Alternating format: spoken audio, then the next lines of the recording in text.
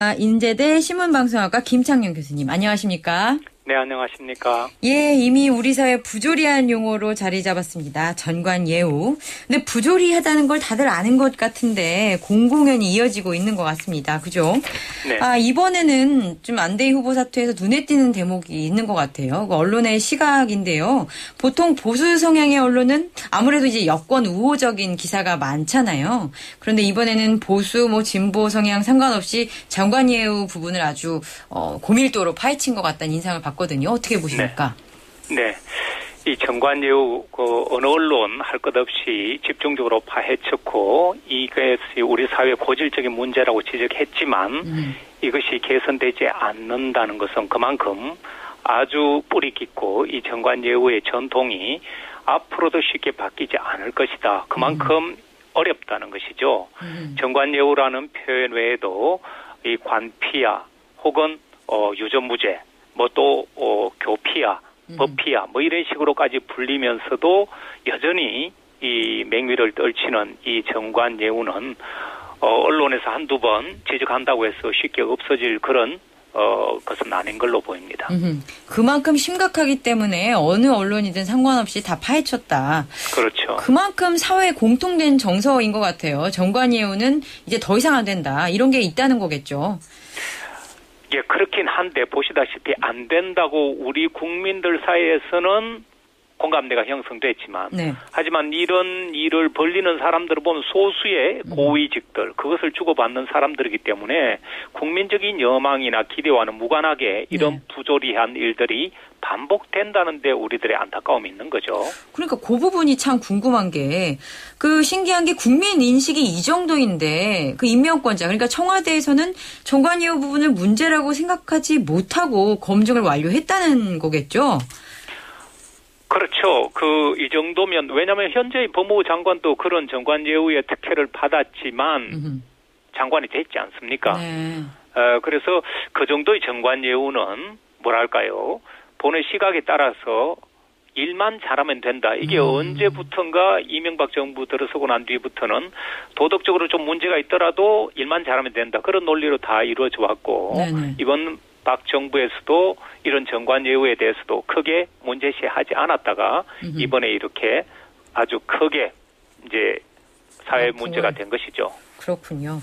그런 의미에서 안 후보자의 전관예우, 그러니까 재산 형성 과정만큼이나 청와대의 인식 수준 이것도 지적해야 될 것 같은데 그러니까 상대적으로 언론이 이 부분에 대한 조명은 조금 덜한 것 같다는 인상도 받거든요. 사실 그렇죠. 여기가 더 문제가 아닐까 이런 생각도 드는데 어떻게 보세요?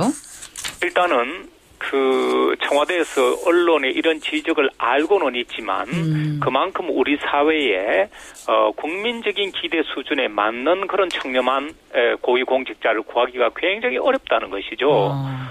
보시다시피 안대희 후보 정도면 그나마 청렴하게 살아온 대법관 그리고 여러 요직을 거쳤지만 그 정도면 그래도 내세울 만하다고 해서 내보냈는데 전관예우라는 이 덫을 넘지 못했지 않습니까? 네네. 그러다 보니까 이런 소위 말하는 한국에서의 엘리트들 이런 고위직에서 이만한 사람 찾기가 이제 거의 불가능하다.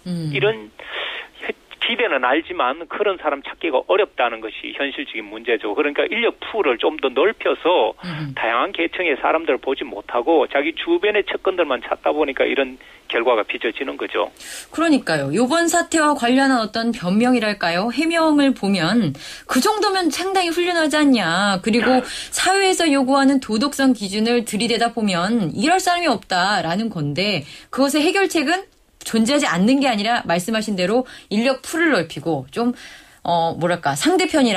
상대편이라든지 적의 그 진영에서라도 찾아오자 이런 말씀이신가요? 그렇죠. 왜냐하면 박근혜 대통령께서 국가 개조라는 그런 용어까지 쓰면서 개혁에 대한 굉장한 집념을 보였는데 네. 문제는 전관예우 그것도 5개월 만에 16억 이렇게 번 사람을 국무총리에 앉혀놓고 무슨 일을 할 수 있는가. 국민적인 인식은 매우 높아져 있는데 청와대는 너무 안이하게 대응하고 있고 자기 한정된 몇 명의 풀 안에서만 사람을 찾다 보니까 그런 사람을 못 찾고 있는 것이고 그러니까 서로 앞뒤가 맞지 않는 거죠. 그래서 여러 곳에서는 박 대통령이 좀 더 인력 풀을 넓혀서 그렇게 찾으면 얼마든지 이런 분들은 계신다는 거죠. 그런 언론의 뭐 조언이랄까 지적이랄까 이런 게 계속되고 있는데 사실 박근혜 대통령이 그동안 쭉 인사해왔던 것의 하나의 특징 중에 하나가 법조인 출신을 많이 기용한다는 거거든요. 네. 그러다 보면 사실 이 전관예우 논란은 계속 있을 가능성이 매우 높다고 볼 수도 있겠는데요. 그 실제로 전관예우의 특혜가 크긴 큰가 봐요. 5개월에 16억 이번 걸 보면. 그게 이번만 그런 게 아니고요. 전관예우 특혜라는 것이 일반인의 상상을 초월합니다. 그러니까 한 달에 연봉이 아니고 한 달에 2억 3억을 받는 사람들이죠. 한 달에 2억. 예. 2억 3억. 그리고 이 사람들이 그만한 노력을 하느냐면 노력을 하지 않습니다.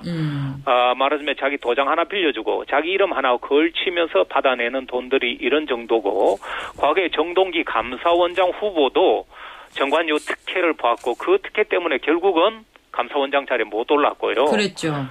이런 사람들이 한두 명이 아닙니다. 이용훈 전 대법원장조차도 전관예우 그 뜻에 걸려 있었고요. 네.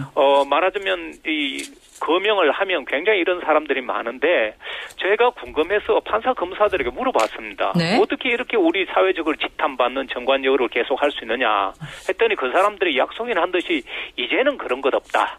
이런 식으로 이 답변을 했는데 이런 현실을 보면 그 사람들도 앞으로 그런 전관예우의 대상들이기 때문에 단체로 거짓말을 하고 있는 그런 결과가 된 셈이죠. 아니 증거가 있잖아요. 5개월에 16억. 이게 일반 네. 변호사가 가능한 액수가 아닐 텐데. 그죠? 그렇죠. 그래서 국민들은 정말 이런 데 좌절하는 것이죠. 알겠습니다. 이런 이른바 전관예우가 사법부에만 국한된 얘기가 사실 아니잖아요. 그렇죠. 뭐 교피야, 뭐 법피야, 무슨 피야 되게 많은데 이런 전관예우 같은 특혜 관행 어떻게 뿌리 뽑을 수 있을까요? 사실 뿌리 뽑을 수 있다면 정말 좋겠지만 네. 이게 서로 이해관계가 맞물려 있기 때문에 쉽게는 뿌리 뽑히지가 않습니다. 네. 지금 교육계에도 보면 저도 대학에 몸담고 있지만 교육부 출신 총장, 교수가 왜 이렇게 많은지 저는 이해가 안 됐거든요. 예. 나중에 알고 봤더니 교육부가 각 지방대학에 주는 예산 교부금이 굉장히 많습니다. 물론 어느 명목을 가지고 교육지원금을 주는 것이지만 그런데 나중에 보니까 어느 대학에 큰 돈을 교육부로 받았는데 조금 지났더니 그쪽 차관 출신이 총장으로 오는 모습을 봤고요. 예. 또 어떤 경우는 교수로 내려오는 이런 모습도 봤습니다. 그래서 교육부 교고위 관리 출신들이 이렇게 예하 대학에 오는 것을 교피야 이렇게 부르는데 해결 방안은 저는 쉽지 않다 이렇게 말씀드리고 싶습니다. 쉽지 않지만 계속 노력해야겠고 다음 인사에는 이런 일이 절대 없어야 될 것 같습니다. 그렇죠. 감사합니다. 네. 김창녕 교수였습니다.